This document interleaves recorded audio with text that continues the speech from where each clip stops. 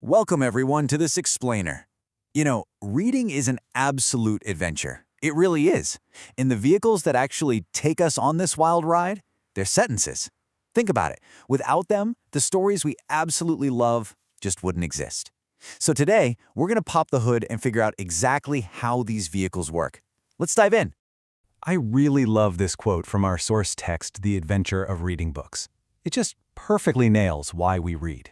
Reading books is like having a magic key that unlocks different worlds full of wonder, knowledge, and fun. When you're reading, you're not just passively sitting there consuming a story. You're actually the director of the movie playing right there in your own mind. You're casting the characters, building the sets, framing the action. But to direct that movie properly, you really have to understand the script. So that begs the question, right? If reading is this magic key, what exactly is the metal forging that key? What are the absolute fundamental building blocks that authors are using to craft these incredible worlds? Well, the answer, of course, is sentences. Okay, let's get into the nitty-gritty here. Grammatically speaking, a sentence is a group of words that expresses a complete thought. And for it to actually work, for the engine to turn over, it absolutely must contain two core things, a subject and a verb. If you're missing either of those, the engine just doesn't start. It's literally not a sentence. So here's our roadmap for today's explainer. First, the magic of sentences. Then, we'll cover the 4 kinds of sentences. After that, mastering the imperative, decoding subjects and objects, and finally, direct and indirect objects. All right, let's hit our first main stop, the 4 kinds of sentences, or as I like to think of it, decoding the flavors of communication. Literally every sentence you ever read or write falls into one of these 4 buckets, and they completely change the vibe of our adventure. First up, the declarative. This one just makes a simple statement, like the children are swimming. Next is the interrogative. This one's asking a question, like where are the twins? Then we have the exclamatory, think strong emotion, what lovely weather. And finally, the imperative, which is giving a direct order, come back. It's pretty wild how just tweaking the type of sentence totally changes the flavor of what you're trying to say, right? Moving right along to our next section, mastering the imperative, where we look at giving orders and making requests. So picture a classic classroom setup. A teacher uses the base form of a verb to give a direct command, open. Okay, children, open your books to page 25. Imperatives, they really don't beat around the bush. They are telling you exactly what action needs to be taken right in that very moment.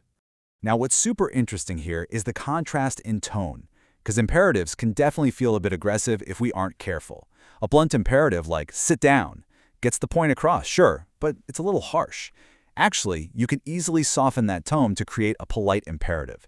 Just dropping the word please before the verb, please sit down, changes the dynamic instantly.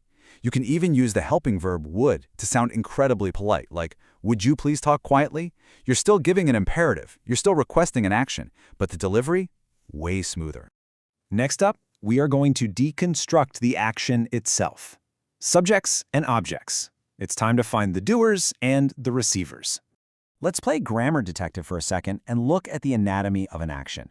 The subject is the person or thing that is actually doing the action. Now remember earlier we said every single sentence absolutely must have a subject? Well, the object is the person, animal, place, or thing that's receiving the action. But here is the crucial thing to remember. While a sentence has to have a subject, it only sometimes has an object. Plenty of actions just don't need a receiver at all. Let's look at an example. We have built a sandcastle. Let's break this down. Who is actually doing the building here? The kids, right? Represented by the pronoun we. So, we is our subject. And what is on the receiving end of being built? The sandcastle. So, the sandcastle is our object. Subject does the action, object receives it. Pretty straightforward, right?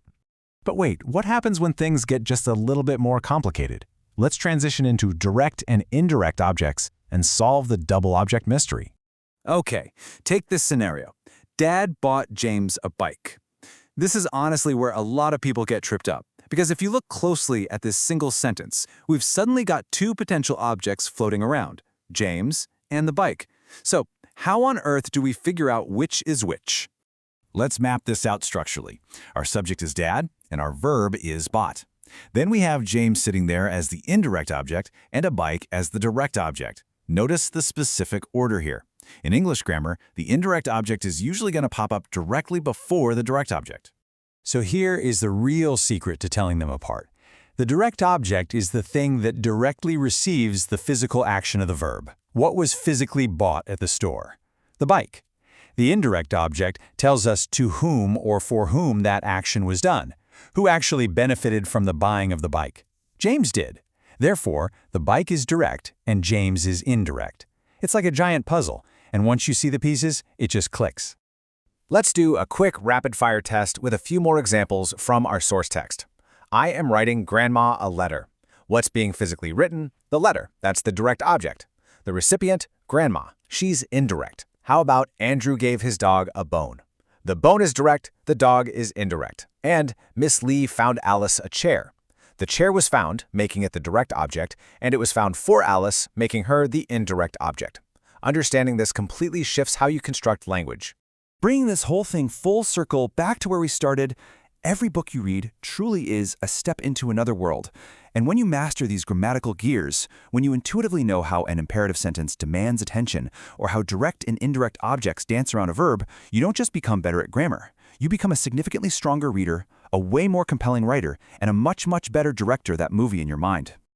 So, I want to leave you with a quick challenge. Take these new tools and actually use them. Look at the very next sentence you read today. I don't care if it's in a novel, a quick text message, or literally a street sign. Just ask yourself, is it declarative, interrogative, exclamatory, or imperative? Who's the subject doing the action? And hey, is there an object receiving it? Test it out. Watch how the mechanics of language come alive right in front of you. Thank you so much for joining me on this explainer, and hey, happy reading.